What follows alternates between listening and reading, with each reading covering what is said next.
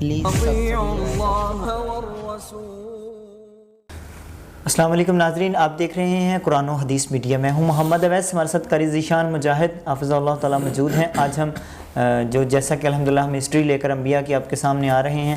آج حضرت اسماعیل علیہ السلام کی جو صاحب سے ہم ہسٹری پوچھیں گے، اور تاکہ اس کو ہم اسٹڈی کریں اور دیکھیں اور اپنی زندگیوں کا بھی بدلیں. السلام علیکم. وعلیکم السلام ورحمۃ اللہ وبرکاتہ.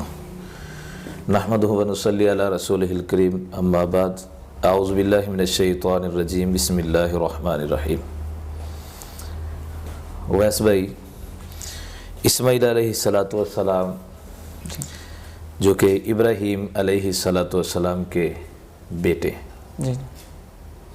اور ان کی والدہ محترمہ کا نام ہاجرہ.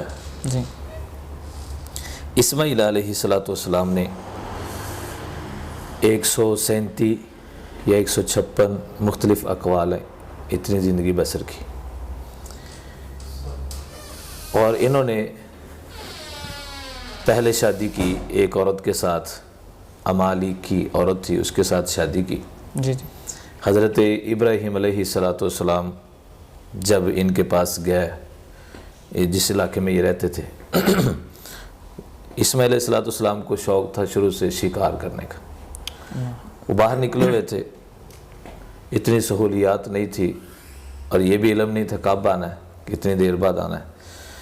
تو انہوں نے گھر سے پوچھا اسماعیل علیہ السلام کی بیگم سے گھر کے حالات کے بارے میں. تو انہوں نے آگے سے کچھ ایسا الفاظ میں جواب دیا کہ جو اچھے نہیں تھے، اور جو عام مشہور بات ہے کہ جب جانے لگے تو انہوں نے کہا کوئی پیغام ہے تو دے دو. یعنی بیگم نے پوچھا کہ جو اسماعیل علیہ السلام آپ کے بیٹے کو میں دے دو. تو انہوں نے کہا کہ آپ نے یہ پیغام دینا ہے کہ گھر کی جو دہلیز ہے اس کو چینج کر لیں. تو دہلیز سے مراد تھی بیگم، یعنی اس کا رویہ اور شکوے شکایت نہیں، یعنی اس کے اچھے الفاظ میں ادا کیے اس نے، شکایات کی، شکوے کیے. جبکہ حالات جیسے بھی ہوں یہ اللہ کی طرف سے ہوتے ہیں. انسان کے اوپر کبھی پریشانی، کبھی بیماری، کبھی تنگی، اور کبھی آسانی، کبھی رزق کی فراوانی ہوتی ہے. تو یہ سب اللہ کی طرف سے ہوتا ہے. تو انسان کو شکر ادا کرنا چاہیے. اگر انسان کے اعمال ٹھیک نہیں تو اس کو درست کرنے چاہیے انسان کو. تو بہرحال پھر اس کے بعد انہوں نے وہ عورت کو فارغ کیا، طلاق دی. اس کے بعد پھر انہوں نے ایک مزاز بن عمر، ان کی بیٹی سے شادی کی، اور اس میں سے پھر 12 بیٹے ہوئے. یعنی آپ کی اولاد اسماعیل علیہ السلام کی 12 بچے تھے. ان 12 بیٹوں میں سے پھر آگے 2 بیٹے تھے جن کا نام تابت اور کدار تھا. حجاز کے جتنے قبیلے ان 2 بیٹوں میں سے آگے نسل چلتی ہے آج تک. یہ تو یعنی ان کی مختصر ہی تھی، تعارف تھا ان کا. شام کے علاقے کنعان کے اندر وہ پیدا ہوئے تھے اسماعیل علیہ السلام. آگے ہمارا ہسٹری بیان کرنے کا جو مقصد ہے کہ ہمیں اعمال ایسے ان انبیاء کرام کے جو عمل ہیں کہ جس سے ہمیں کچھ نصیحتیں ملیں، جو ہم عمل کریں ہمارے نوجوان نسل کو فائدہ ہو اور وہ اپنی اصلاح کر پائیں. تو ان میں سے ایک وصف تھا کہ اللہ رب العالمین نے جب ابراہیم علیہ السلام کو خوشخبری سنائی، فبشرہ بغلام حلیم، کہ ایسے بیٹے کی خوشخبری جو حلیم، بردبار، حوصلہ رکھنے والا. تو ایسے بچے کی خوشخبری دی. تو یعنی حلیم ان کا یہ وصف تھا ایک. تو اس سے ہمیں کیا سبق ملتا ہے کہ انسان کے اوپر آزمائش آتی ہیں، بالکل، پریشانیاں آتی ہیں، دکھ تکالیف آتی ہیں، بیماری کی صورت میں، رزق کی تنگی کی صورت میں، کسی کے ساتھ معاملات الجھ جاتے ہیں. تو انسان کو یعنی نرم ہونا چاہیے، نرمی اختیار کرنی چاہیے، بردباری اختیار کرنی چاہیے. تو یہ ان کا وصف تھا.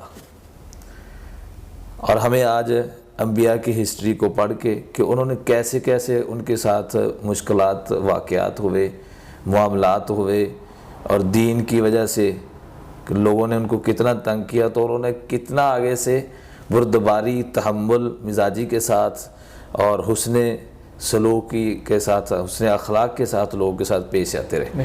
اور پھر اس کا فائدہ یہ ہوا کہ آج تک ان کے نام دنیا کے اندر زندہ ہے. صرف نام ہی نہیں، ان کے کام بھی زندہ ہے. یعنی جو انہوں نے کیا اس کو اللہ تعالیٰ نے ایک ہسٹری بنا کے باقی کتب کے اندر بھی اور پھر قرآن مجید کے اندر جتنے انبیاء کرام تھے، یعنی خاص انبیاء تو سارے ہی خاص ہیں لیکن ان میں سے کچھ مشہور اور پھر ان میں سے کچھ مشہور، تو سب کا اللہ رب العالمین نے تذکرہ کر دیا. تو پہلا وصف تو یہ تھا کہ وہ حلیم تھے، بردباری اختیار کرنے والے تھے، تحمل مزاجی ان کا وصف تھا. تو ہمیں یہ اپنے اندر اپنانا چاہیے.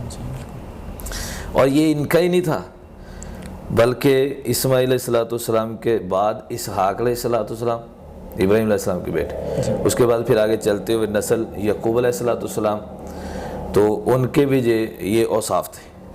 ان کو بھی اللہ رب العالمین نے یہ حلم والا، حلیم والا وصف عطا کیا تھا. اس کے بعد پھر دوسرا جو وصف تھا انہ کان صادق الوعد، کہ وہ وعدے کے سچے تھے. اور کتنے سچے تھے؟ آج ہماری طرح نہیں، ہم میں سے بھی کمی ہے، ہم میں بہت کمی ہے. اور حتیٰ کہ علماء کے اندر بھی، عام عوام الناس کے اندر بھی، بڑے بڑے لوگوں کے اندر بھی یہ ہمارے اندر بہت سستی ہے، نرمی. وہ وعدے کے کتنے پکے تھے. ایک وعدہ ان کے، ایک واقعہ ان کا بیان کیا جاتا ہے تاریخی اعتبار سے کہ اسماعیل علیہ السلام نے ایک بندے سے وعدہ کیا. کیا کوئی معاملہ تھا، کوئی بات تھی، کھڑے ایسے جیسے ہم بیٹھے ہوئے ہیں، بات ہو گئی تو انہوں نے کہا کہ آپ ادھر ٹھہرے، میں آ رہا ہوں. اسماعیل علیہ السلام کو کسی بندے نے کہا کہ آپ ادھر رکیں، میں آ رہا ہوں. وہ بندہ چلا گیا اتنی بات کہہ کے، کوئی چیز لینے گیا تھا یا کوئی بھی بات تھی. تو ایک دن اور ایک رات اسماعیل علیہ السلام وہاں رکے رہے. وہ بندہ نہیں آیا. اب وہ بندہ چیک کرنا چاہتا تھا یا کیا معاملہ تھا، یہ علیحدہ بات ہے. بہرحال ہمیں یہی پوائنٹ ہے ہمارے لیے کہ وعدہ کیا تھا کہ میں رکوں گا یہاں جب تک آپ نہیں آئیں گے. ایک رات بھی گزر گئی، ایک دن بھی گزر گیا، تو اس کی پابندی کیوں کی؟ کہ یہ اللہ رب العالمین کا حکم ہے. تو آج ہمارے اندر تو بڑی سستی ہے اس اعتبار سے. بڑے بڑے لوگوں کے اندر چلو یار کچھ نہیں ہوتا، یا ہمارا وعدہ آج کیا، آج نہیں تو کل ہو جائے گا، پرسوں ہو جائے گا. پھر اگلے بندے کو ہم نے اطلاع بھی نہیں دینی. اگلے بندے سے ہم نے مثلا لین دین کے معاملات، انسان سے ہو جاتا ہے، لیٹ ہو جاتی ہے. مثال کے طور پہ ایک بندے سے کو آپ نے پیسے دینے، ایک سے لینے، آپ نے جس سے لینے اس کی زبان پہ اعتماد کرتے ہوئے آگے والے سے وعدہ کر لیا. اب آپ کو اس نے نہیں دیے، ٹھیک ہے، اس میں قصور تو آپ کا نہیں ہے کیونکہ آپ نے اس سے لینے تھے، اس نے آپ سے وعدہ کیا، آپ نے آگے. لیکن آپ نے جو اپنی ذمہ داری نبھانی ہے وہ اگلے بندے کو آگاہ کرنا ہے، یا اس کا انتظام کرنا، یا اس سے مدد کرنے کی. یہ مجھے پرابلم بن گئی، اگر آپ کو پریشانی ہے تو میں اسے اور طریقے سے ادا کر دیتا ہوں. اگر 2-4 دن گزارا کر سکتے ہیں تو پھر.